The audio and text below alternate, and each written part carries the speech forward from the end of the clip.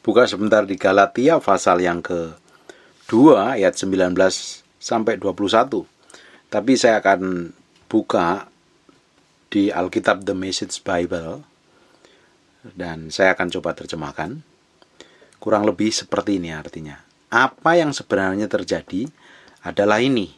Saya mencoba mematuhi aturan dan bekerja keras untuk menyenangkan Tuhan. Dan itu tidak berhasil. Jadi saya berhenti menjadi manusia hukum, agar saya bisa menjadi manusia Tuhan. Kehidupan Kristus menunjukkan kepada saya caranya, dan memampukan saya untuk melakukannya. Saya mengidentifikasi diri saya sepenuhnya dengan Dia.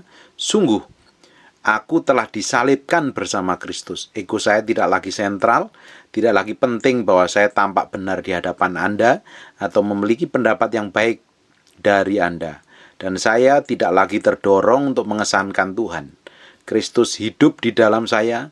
Kehidupan yang Anda lihat saya jalani bukanlah milik saya, tetapi hidup dengan iman kepada Anak Allah yang mengasihi saya. Bapak Ibu, hidup kita bukan lagi milik kita sendiri. Hidup kita harusnya menjadi milik Tuhan. Kalau hidup kita milik Tuhan, yang harus kita kerjakan, yang harus kita lakukan hanyalah menyenangkan Tuhan tentunya. Kita tidak bisa menyenangkan Tuhan dengan menepati aturan-aturan hukum Taurat. Hukum tidak lagi tertulis. Hukum hari ini adanya di dalam kehidupan kita, dalam hati kita. Nempelnya di dalam hati kita. Kenapa kok kita tidak mau melakukan dosa? Karena kita mencintai Tuhan. Dan saya tidak yakin kalau orang yang ngakunya mencintai Tuhan tapi hidupnya penuh dosa, melakukan dosa, hidup di dalam dosa. Saya percaya kalau orang itu mencintai Tuhan sungguh-sungguh, dia akan menjaga hatinya Tuhan. Dia akan menjadi orang yang sensitif, tidak mau melukai perasaan Tuhan. Karena saya percaya semakin kita mencintai Tuhan, semakin kita ngerti isi hati Tuhan. Semakin ngerti kemauan dan kehendak Tuhan.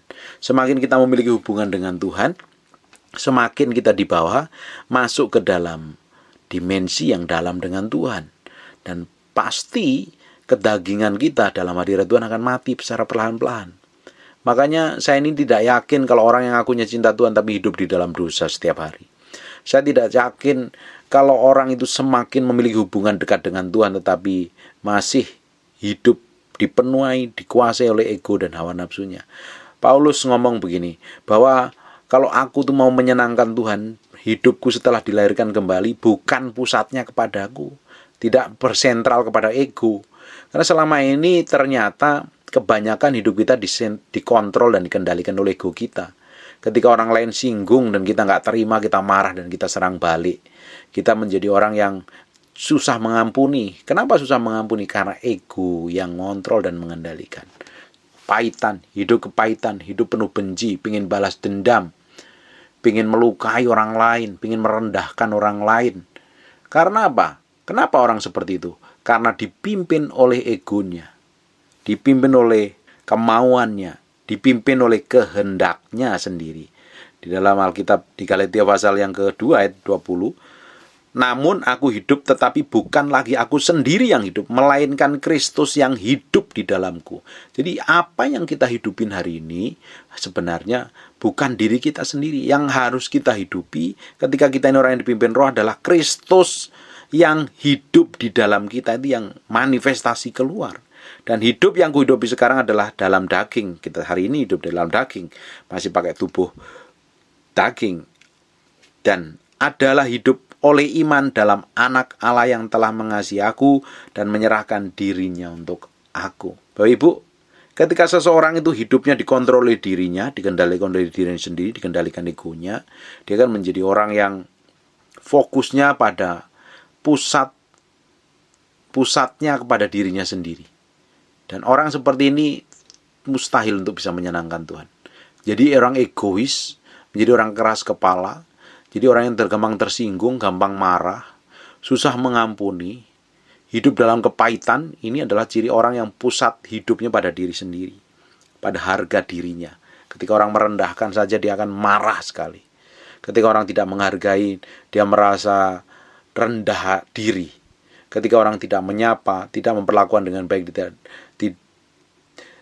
tidak diperlakukan baik orang lain, dia merasa tidak berharga. Bapak Ibu, hari ini harusnya kita hidup bukan untuk mencari pendapat baik dari orang lain, atau ingin mendapat pembenaran dari orang lain. Kita ingin kelihatan baik di hadapan orang lain. Hidup kita bukan berpusat kepada apa yang saya kerjakan ini, kira-kira orang lain itu bangga nggak dengan apa yang saya lakukan. Hidup kita tidak pusat seperti itu. Hidup kita bukan karena pendapat orang lain, ingin mengesankan orang lain, tapi hidup kita itu harusnya untuk mencintai Tuhan, mengasihi Tuhan, menyenangkan Tuhan, bukan yang lain. Kalau hari ini kita masih coba pingin tampil baik di hadapan orang lain supaya dapat pujian, supaya orang terkesan dengan kita, supaya kita dihargai orang lain, dan kita melakukannya dengan kekuatan kita, sebenarnya kita tidak hidup dipimpin roh, justru hidup dipimpin oleh daging. Bapak Ibu, manifestasi dari perbuatan daging kita ini tercermin dari kelakuan dan sikap kita, dari cara kita, cara bicara kita, kelakuan dan sikap kita mencerminkan bahwa kita ini adalah orang-orang yang tidak berkenan atau orang yang ngerti hidup dipimpin oleh Roh Kudus. Jadi hari ini kalau kita mengalami kelahiran baru dan menjadi orang pilihan Tuhan, hidup kita bukan untuk kita sendiri, tapi hidup kita untuk Kristus. Jadi kita itu harusnya menjadi tawanan Roh Kudus. Jadi apa yang Tuhan suruh kita kerjakan, apa yang Tuhan mau kita kerjakan. Jadi hidup kita itu sebenarnya kalau mau dipimpin roh, dikendalikan Tuhan sepenuhnya. Dan saya percaya sekali bahwa orang yang hidupnya menyerah sepenuhnya kepada Tuhan dan dikendalikan oleh kehendak Tuhan dan mau Tuhan, apa saja yang dikerjakan pasti dibikin berhasil, memiliki dampak yang besar, menjadi berkat besar bagi banyak orang.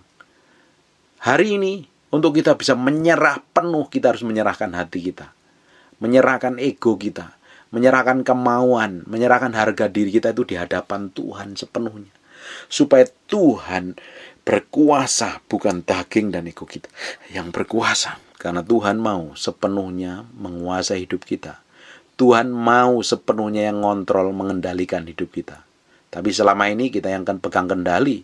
Seringkali Tuhan gak diizinkan mengendalikan, malah amarah dan emosi kita yang mengendalikan. Hari ini ambil keputusan, belajar berserah. Belajar berserah artinya menyerahkan semuanya kepada Tuhan, hidup dalam pimpinan Roh Kudus, sehingga kita digerakkan oleh kehendak Tuhan.